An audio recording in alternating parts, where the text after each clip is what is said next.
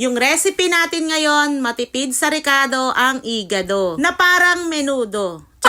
Charis lang mga mi. Ayan, at panoorin nyo nga yung igado na niluluto ko. Ayan, na-marinate ko yan sa toyo, kalamansi at nilagyan nga yan ng paminta. Pagkatapos, saluin natin ito. Gamit na naman itong ating mga kamay. Ayan, pasensya na kayo. Yan lagi yung napupuna sa akin. Ganyan talaga kapag nagluluto ka sa probinsya, lalo na pag maramihan. Bihira yung nakikita nyo na naka-gloves. I-set aside nga muna natin yung ating na-marinate. Ngayon ay maglagay tayo ng mantika, magisa ng bawang at sibuyas. Pag gisang-gisa na yan, ihulog naman natin itong ating na-marinate na pang-igado. Ang igado natin, walang ketchup, walang tomato sauce, basta ganyan lang, toyo kalamansi. Takpan natin at hayaan natin itong lumambot sa gisa. At pagka yan nga ay malambot na, ilagay naman itong reno. Madali talagang lumambot itong karne natin kasi medyo bata pa. At ayan, eto naman, ilagay natin yung ating patatas at carrot na na-blanch lang natin ng konti sa mantika. Ilagay na rin natin itong bell pepper at etong inyong ikagugulat. Nilagyan ko ng hotdog. O diba, parang minudo. Konti kasi yung hotdog na natira na naiwan lang, kaya inilagay ko na, sayang naman. Meron sanang green peas yan mga mika, so walang nabili. O diba, napakatipid sa Ricardo pero napakasarap at hindi nga nakakaumay ito.